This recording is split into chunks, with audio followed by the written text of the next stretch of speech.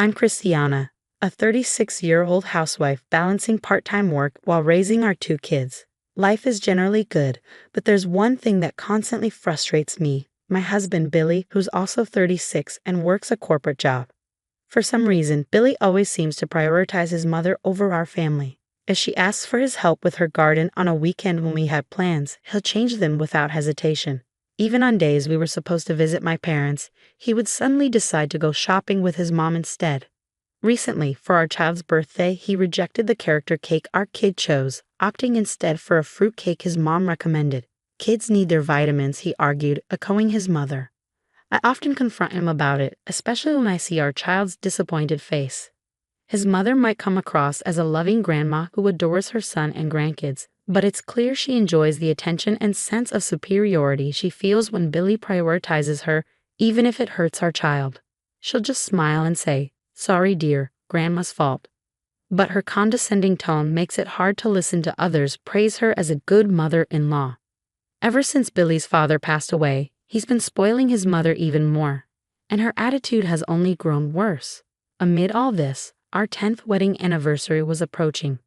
"How about a nice dinner at a restaurant for our anniversary? We can leave the kids with your mom or my parents," I suggested.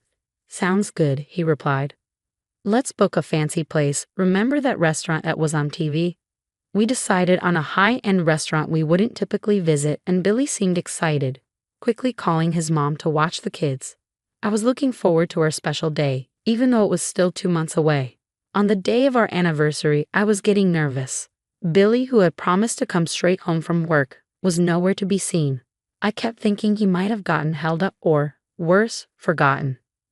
But he did mention it that morning. I couldn't reach him or his mother, who was supposed to watch the kids. Desperate, I called his office. A woman answered and quickly told me he had already left. I thanked her and hung up, wondering why he couldn't just call. Our kids, who knew about our plans, kept glancing at the clock, clearly worried. I couldn't stop watching the time either. Our reservation was for 7:00 p.m., and it was getting close. I called the restaurant to inform them we'd be late. "Your party is already here," the hostess said. "By himself?" I asked. "No, seated with a guest," she replied. "Who came with him?" I asked, feeling a pit form in my stomach. "A man in business attire and an older woman," she said. My heart sank. "Excuse me, but are you?" I quickly hung up. Could it be? I immediately called Billy. When he finally answered, he sounded annoyed. "What? You've been calling nonstop," he said. "Where are you?" "You're not at the restaurant, are you?" I asked, my voice trembling. "Yeah, I'm here. Mom really wanted to eat at this place, so I decided to dine with her tonight. We can celebrate our anniversary at that family diner over the weekend. You love their baked rice dish, right?"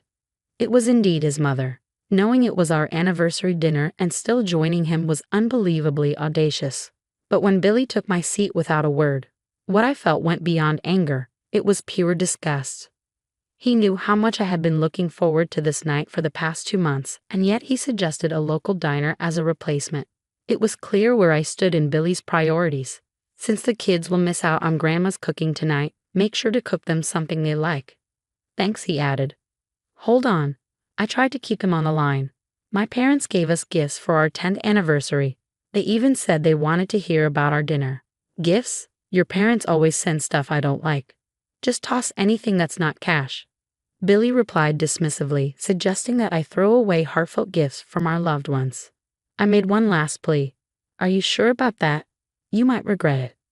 Billy sounded puzzled but still didn't change his mind. "Regret? Nah, just keep the cash." "Oh, our food's here. Don't call again. Bye." I sighed as I hung up, noticing our kids looking worried.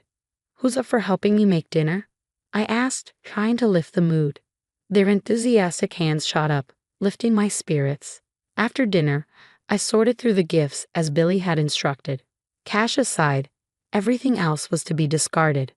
I felt ashamed and sorry for the people who had given us those gifts. How had I put up with such a man for 10 years? By the time I put the kids to bed, Billy was home. "Don't you think it's a bit much to prioritize your mom even on our 10th anniversary? I was the one who suggested the dinner, and you knew how much I was looking forward to it. You could have dined with your mom any other day," I said, trying to keep my voice steady. Yeah, Don't be so dramatic. I told you I'd take you to the family diner. I'll even pay half from my allowance, he replied nonchalantly.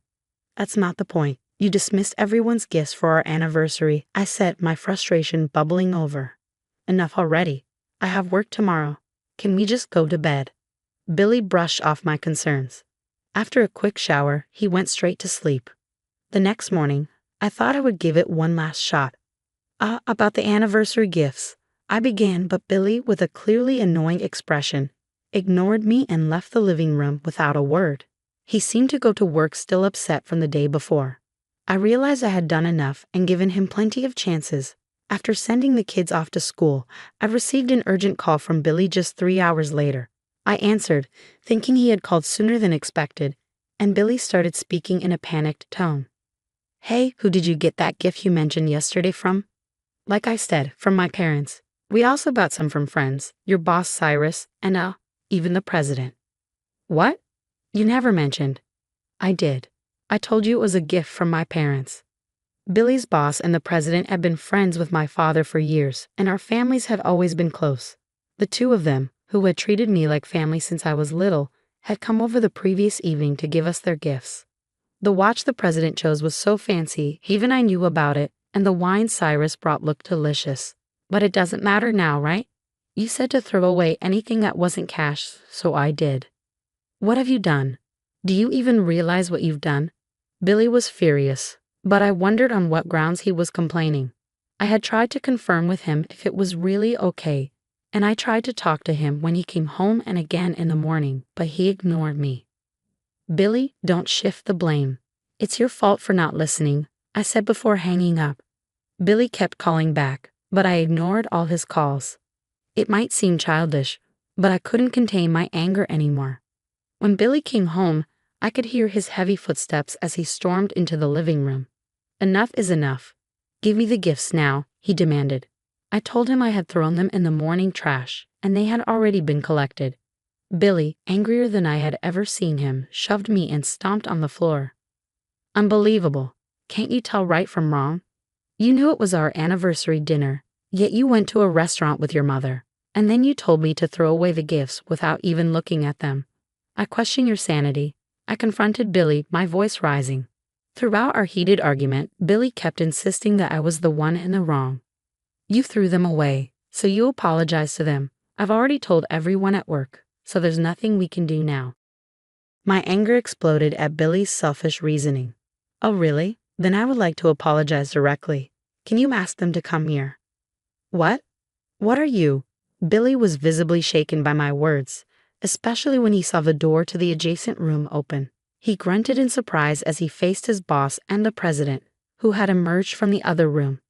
The two of them, having heard Billy's side of the story, found my actions quite out of character and had called to hear my side as well.